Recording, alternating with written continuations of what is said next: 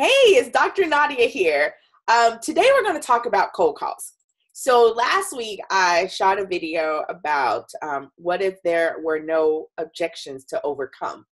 And typically with my clients, when we do our work together, people opt in. So we leverage the power of online marketing and different tools to identify leads, do lead generation, take people through that process, that experience.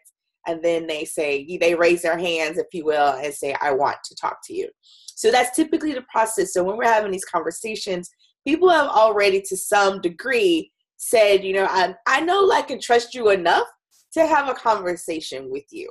So that was the standpoint and the perspective of where that conversation led. So, but there was that piece of me that was like, well, I wonder if the same were true for cold calls, because there is that element of, I don't know you, right?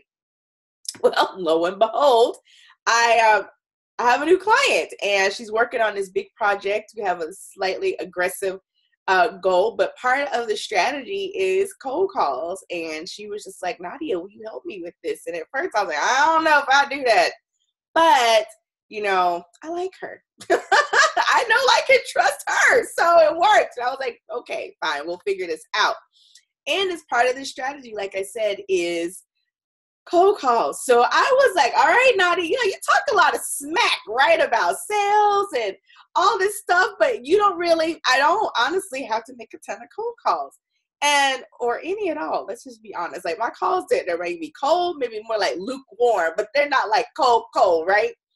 Well, welcome to icy cold waters when you're making cold calls, dear Nadia. So I put on, I did it. I was like, all right, we're going to do this. Let's just jump in and let's figure this out and let's see what happens. So I'm excited to share with you how that went. Before you just get ready to say, wow, not Nadia, I'm going to be frank. At first, it sucked.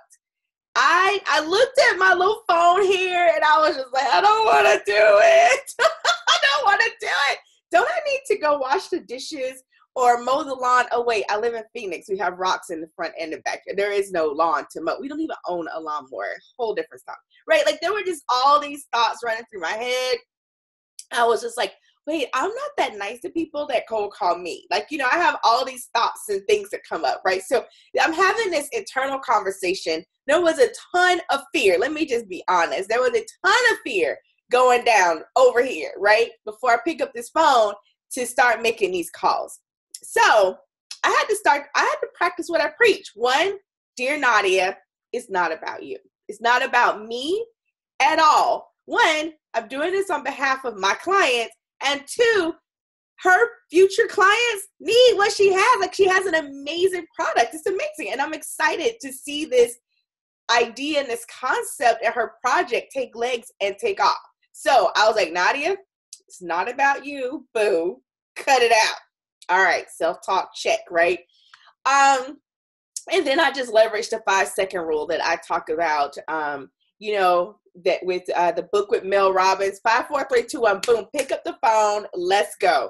So, and I knew that the first several were probably going to be very clunky. Like, it just might be awkward. Like, as you're trying to figure out your words and what that looks like and all that kind of stuff. So yeah, it was interesting. Let's just say I was rolling through it. But I did it. I survived, and it wasn't nearly as bad as I thought. So the first day, I really just got mostly voicemails, and a couple people are like, we're not interested, or here's who you need to talk to, or whatever. Because part of this also is a fact-finding mission, like, who do I need to talk to about this amazing idea, right? So, but here's the thing that I noticed, and so for the sake of just, because I know that sometimes Nadia makes up her own words, and I still feel the way I feel about objections. I'm going to say that. And I also get that, there may be some legitimate objections with someone that you don't know, just picks up the phone one day and said, hey, how you doing? Here's what I have to offer. But here's something that I did notice. One is the know, like, and trust factor. One of the things that the biggest hurdle was, people don't know me, right? They don't know me. They haven't heard of this concept. They haven't heard of this idea. They don't know my client. And so part of that challenge was just getting enough airtime, if you will, for people to get to know. And not that they're going to, obviously, they won't get to know me at that level, but to give me an opportunity to show them who I am. Like, I'm a likable person most of the time, right? So also I realized that, wait a second, we've been conditioned and trained not to trust strangers. So you're dealing with no one trusts, like boom, almost simultaneously, because there's that healthy suspicion of, why are you calling me, right?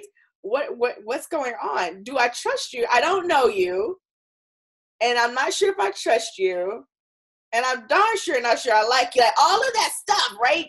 So one of those things is to just realize that that's what people are dealing with, and it helps again to take it off of you. It's not about you. Like people at varying degrees are dealing with this process.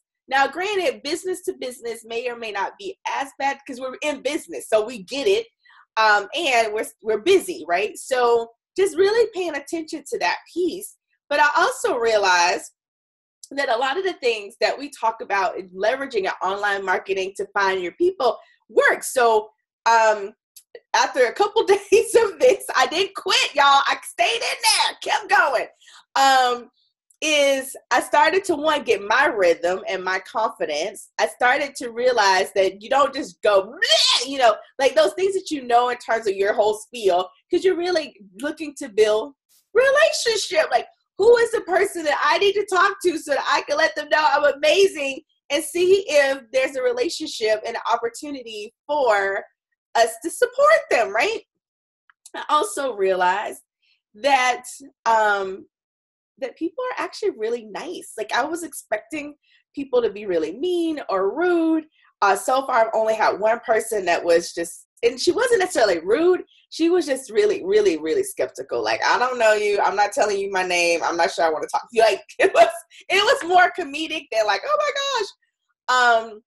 And also, so I went back to my client and I'm like, hey, here's one of the things that we want to talk about, because one of my calls was actually, and we'll just call her Kim.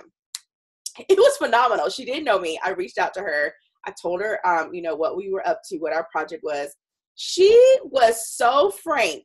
So this is one of those, she was very candid, yet she was very polite. And I was like, oh my gosh, I want to have coffee with this woman. She was like, look, this is how it works at my company. And she just broke it down. She was like, I want you to send some information because I'm going to have a meeting with my peeps in a month or so. And I want to have your information in front of me. But here's how it works at our company. Should you, be able to get through all this whole process in order to be able to work with us. And it was just amazing. It was fabulous. I thanked her for her candor.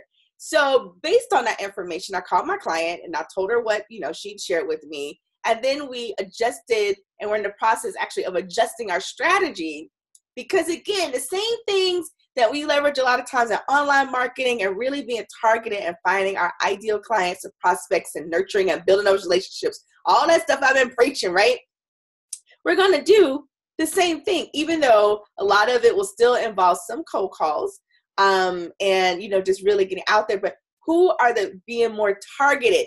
Because when you're calling and talking to the right people, it's not nearly as detrimental when you're calling someone and it's like, what? Right? So it's like, who do we need to talk to? Who are the people that you would love to work with? Let's make a list of those people. Where do they hang out? Where are their friends? Where do they network? And let's really look at ways and strategies that we can start to build those relationships, get on their radar so they can at least start to know we exist, right? And then they can decide if they like us and if they want to know us and if they trust us. So I have survived some cold calls. There are more to come, but it was a really, really great exercise. And I'm really excited because, again, who is it? We initially, honestly, and I'm telling you, good, bad, and the ugly, we cast a wide net. It was like, everybody could use this. Oh, wait, no, that's not exactly true, right? And so we dialed it back. And also the other thing that we talked about was, how do we make this fun? Like, I know that we're building this business and we're launching this new project, but honey, I'm gonna need some fun in my life and ways and strategies to make this entire process fun. especially now that I know that, here's what we're looking to do. And I got over my own fears and my own hangups and my own whatever, and my own self-talk, my own crap, right, about cold calls. So as much as I would love to tell you that cold calling is dead, and I know a majority of people will be like, whatever, Dr. Nadia, you are, good luck. Congratulations to you and your client, but I'm not doing that crap. And honestly, most people don't even have to. But it's definitely an option should you choose to take that challenge. I'm just saying, just check it out. So I'll come back and talk more about my thoughts and ideas around overcoming objections, and whether I still think that's a valid term or if I still like it. I still don't like it, but whatever. As it relates to cold calls, because there is that level of they did not opt to talk to you. You called them. And what does that really look like? So I'll come back, but I wanted to just kind of keep you updated and share with you what this process was looking like, and the fact that we're doing this, and it's interesting, it's fascinating. And I think I just put on my researcher hat to see, like, oh my gosh, what is going to happen? And in the meantime, we're going to do our thing and get this project rocking. So stay tuned, subscribe to my YouTube channel, because we're going to be doing some videos. And if you are like, okay, Dr. Nadia, I'm not, don't do cold calls. Like, you are crazy. But I admit there may be an opportunity for me to do more calls. Head on over to CourageDiary.com. That's CourageDiary.com, and download your mini Courage Diary. It's an opportunity for you to identify ways where you don't have to leverage cold calls, but you can get in front of your ideal target market and invite them to have conversations with you so that you can talk to them. And I'm so super excited because I got the first proof of my Courage Diary. Is awesome. We're making some edits, so final proof should be here sometime next week, fingers crossed. And yes, this is exciting because we are going to have conversations, whether they're cold calls or not. Have an amazing day, and I look forward to talking to you again soon. Bye-bye.